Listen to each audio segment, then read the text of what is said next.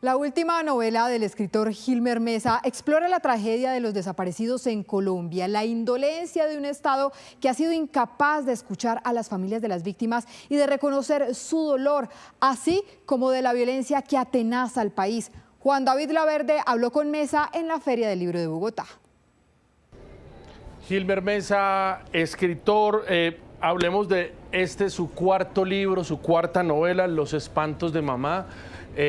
Un libro que, más allá, digamos, del simbolismo que hay alrededor de estos personajes míticos, habla sobre los desaparecidos. ¿Por qué hablamos tan poquito de los desaparecidos en Colombia cuando sabemos, según las cifras oficiales, que hay más de 120.000 personas desaparecidas? Gilmer. Sí, los desaparecidos yo creo que es uno de los fenómenos más complejos que tenemos en la sociedad, justamente por eso, porque como no hay un hecho tangible, no hay un cuerpo, no hay nada, no hay sino una queja, un reclamo que se queda y se difumina muchas veces en el aire, la gente solemos pasar por ese tema muy elípticamente. Y cuando uno empieza a revisar esas cifras vemos que deberíamos tener mucho más impulso y que deberíamos en realidad estar espantados porque en un país una persona salga por la mañana de su casa y no vuelva a aparecer. De hecho, usted escribe algo y lo quiero leer. Dice, lo grave es que idéntico mecanismo analítico aplicamos para el crimen y el delito. Está hablando de los espantos. Lo aceptamos en nuestra cotidianidad solo como anomalía y no como algo espantoso, lo que nos convierte en alcahuetas que normalizan cualquier atrocidad domesticándola. ¿Ese cree usted que es uno de los rasgos que tenemos en nuestro ADN colombiano? Por supuesto, y de hecho creo que tenemos un vicio muy complicado y es que hemos dado por sinónimo lo común con lo normal. Aquí porque una cosa pase muchas veces y se repita en el tiempo, que sería lo común, lo hemos normalizado. Y desde todo punto de vista no es normal que la gente se desaparezca, no es normal que haya tantos asesinatos, no es normal que la violencia sea uno de nuestros principales rasgos del carácter.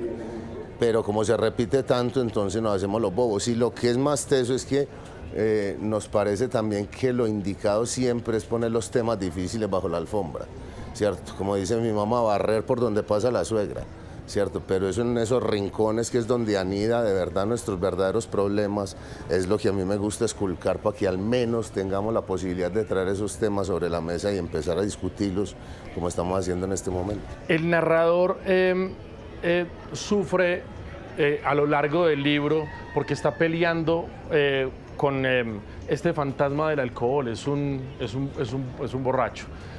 ¿Por qué quiso traer a esta novela y a este narrador ese conflicto que probablemente muchas personas están viviendo, pero que al igual que con el tema de los desaparecidos, la muerte, la violencia, de eso no se habla, Gilmer?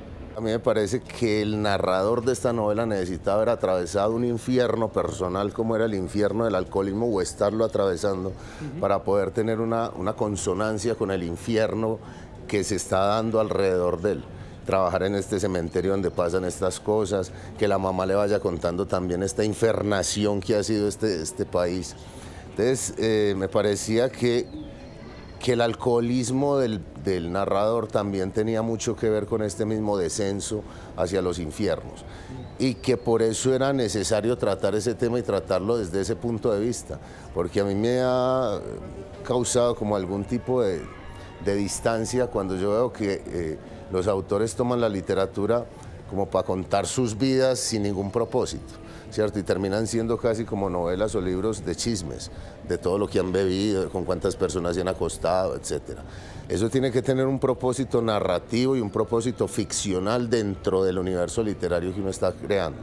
Y en este caso, pues yo mismo sí he tenido muchos problemas con el alcohol, pero era importante no que el autor los hubiera tenido, sino que ese narrador estuviera atravesando esos infiernos para poder dar cuenta de por dónde era que estaba trasegando. Claro, Gilmer, todas las historias que se recogen acá, hay por supuesto un simbolismo tremendo alrededor pues, de esos espantos que son mitos desde siempre, que usted los lleva a su barrio para demostrar que la Llorona siempre ha estado ahí, o que otros espantos con el que con los que solían, digamos, asustar a los niños, siempre han estado ahí. ¿Qué era lo que usted exactamente buscaba cuando de alguna manera saca del mundo del mito estos personajes y los pone pues al lado del vecino? Pues justamente eso, porque siempre me ha llamado la atención ese poder que tenemos nosotros de endilgarle una capacidad de espanto a entelequias y a cosas metafísicas que no son realmente tan espantables, y no tenemos esa misma capacidad de espantarlos por cosas que tenemos en la cotidianidad que sí nos deberían espantar. Horrorizar. Horrorizar, ¿cierto? Que se mate al vecino, que se desaparezca al vecino, que entre todos nos hagamos los bobos, pasémonos los que aquí no pasa nada, ¿cierto? Eso, esa indolencia, que así se llama un capítulo de hecho, esa indolencia frente al daño ajeno, sí me parece que debería ser horrorosa y que sería lo que nos tendría que mantener espantados. Hilmer, aquí hay una especie de homenaje a las víctimas, a esas víctimas desoídas, a esas víctimas que no aparecen en ninguna parte, a esas víctimas que están permanentemente tocando de la puerta al Estado y el Estado les devuelve un portazo. ¿Qué quería usted, digamos, explorar alrededor de todas esas personas que han sido desoídas históricamente en Colombia? Sí, lo que pasa es que cuando decís un homenaje yo me siento como que yo fuera el llamado a... Y pero así uno lo puede entender también. Sí, pero ese papel sí me parece que es incluso muy superior a lo que esas personas significan, porque es que ese dolor, eso es sagrado, y yo creo que no somos lo suficientemente respetuosos con eso.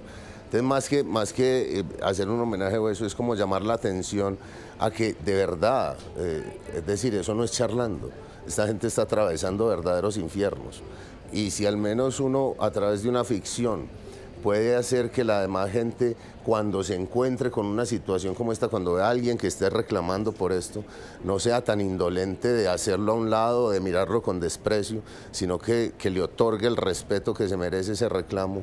Yo creo que con eso voy melo. Voy Melo, vamos Melo. Hilmer, vamos, Melo. Muchas gracias por esta entrevista, por el libro, y a todos ustedes, léanse Los espantos de mamá. Si no les gustan, me reclaman en Caracol. Muchas gracias. Muy bien.